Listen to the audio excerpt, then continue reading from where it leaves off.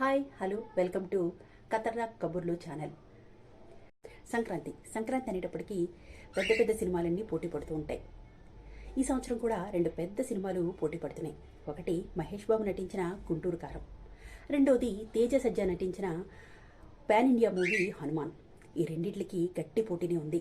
Screens కాస్త తక్కువే అయినా హనుమాన్ గుంటూరు కారానికి మంచి పోటీ ఇస్తుందని అందరూ అనుకుంటున్నారు. ఇక ప్రేక్షకులు కూడా ఈ రెండు సినిమాల్లో దేన్ని ఎంచుకుంటారో అనేది కాస్త పెద్ద ఉత్కంఠగానే ఉంది. మనం కూడా ఈ సినిమాల గురించి ఈ వీడియోలో మాట్లాడుకుందాం. తన కంటెంట్పై గట్టి నమ్మకం పెట్టుకున్న డైరెక్టర్ ప్రశాంత్ వర్మ అసలు ఎక్కడా వెనక్కు తగ్గలేదు.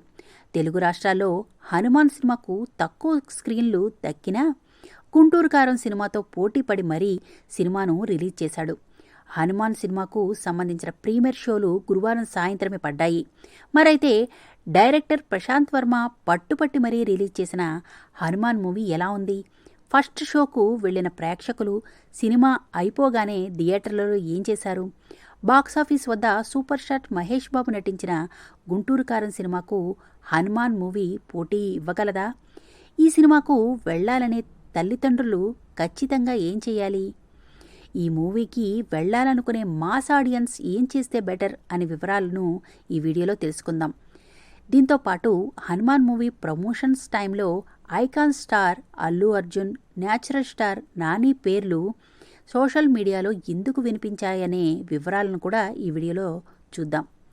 తొలుత హనుమాన్ స్టోరీని క్లుప్తంగా చెప్పుకుంటే, పచ్చని చెట్లు, అందమైన సెలయేర్ల నడుమ ఉండే మారుమూల పల్లెటూరు అంజనాద్రి. అంజనాద్రిలో పాలెగాడు చెప్పిందే వేదం. పాలెగాడికి ఎవ్వరు ఎదురు వెళ్లినా బతికి బట్టగట్టరు.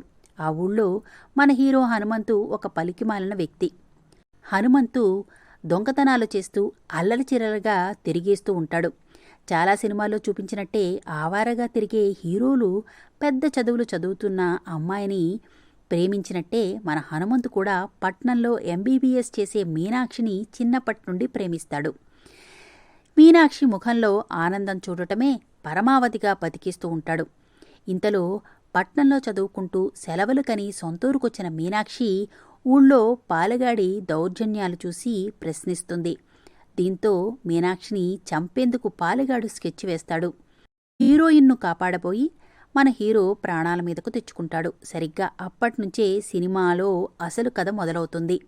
ఆంజనేయస్వామి చిన్న వయసులో సూర్యుడిని పండనుకుని మింగాలి అని అనుకుంటాడు.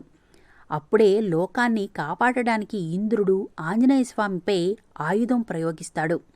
ఈ విషయాలను మన పురాణాలలో వింటూనే ఉన్నాం. పురాణాల్లో జరిగిన సంఘటనను మన హీరో హనుమంతుకు కనెక్ట్ చేస్తూ డైరెక్టర్ ప్రశాంత్ వర్మ ఈ సినిమాను లింక్ సెట్ చేశాడనిపిస్తుంది. హీరో హనుమంతుకు అనూహ్యంగా అద్భుతమైన శక్తులు వస్తాయి. ఆ శక్తులతో ఊరిని పీడించే పాలిగాడిని మట్టి కరిపిస్తాడు. అప్పుడే సూపర్ పవర్ కోసం చిన్నప్పట్నుంచి వేట సాగిస్తున్న అసలు విలన్ అంజనాద్రికి ఎంట్రీ ఇవ్వడంతో ఫస్ట్ హాఫ్ పూర్తవుతుంది.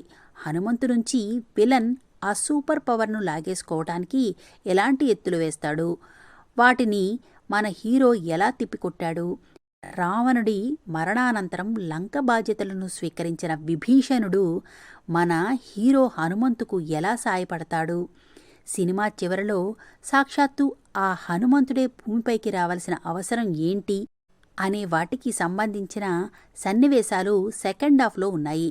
సినిమా ఫస్ట్ హాఫ్లో సీన్లు చాలా వరకు ఫన్నీగా ఉంటాయి.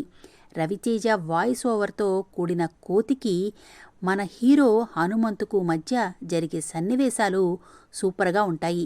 సెకండ్ హాఫ్లో వరలక్ష్మి, శరత్ కుమార్, హీరో తేజ మధ్య కొన్ని ఎమోషన్ సీన్స్ ఉంటాయి. Screen play, BGM next level. Graphics పరంగా ఆదిపురుష్ సినిమాతో పోల్చుకుంటే హనుమాన్ సినిమా 100కు 200% నయం. సినిమా చివర్లో ఆంజనేయస్వామి ఎంటర్ అయ్యే సీన్ హైలైట్గా ఉంటుంది.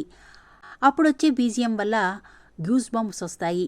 ఫస్ట్ హాఫ్, సెకండ్ హాఫ్స్లలో సినిమా ఎక్కడా బోర్ కొట్టదు. ఇంత మంచి కంటెంట్ ఉండటం వల్లే డైరెక్టర్ ప్రశాంత్ వర్మ సంక్రాంతి రేసు నుంచి తప్పుకోలేదేమో అని సగటు సినిమా ప్రేక్షకుడు ఫీల్ అవుతాడు. జై శ్రీరామ్ నినాదాలతో థియేటర్లను ప్రేక్షకులు హోరెత్తిస్తారు. సూపర్ స్టార్ మహేష్ బాబు నటించిన గుంటూరు కారం సినిమాతో ఈ సినిమా పోటీ పడగలదా అంటే మాత్రం తప్పకుండా పోటీ పడగలదని చెప్పొచ్చు. గుంటూరు కారం సినిమా ట్రైలర్ను చూస్తే అది మాస్ సినిమా అని అర్థమవుతుంది. మాస్ సినిమాని ఇష్టపడని ఫ్యామిలీ ఆడియన్స్ తప్పకుండా హనుమాన్ని ఆదరిస్తారు.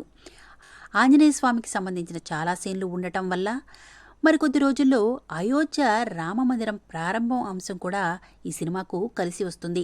నార్త్ సైడ్కు చెందిన ప్రేక్షకులు ఈ సినిమాకు క్యూ కట్టడం ఖాయంగా కనిపిస్తుంది. నార్త్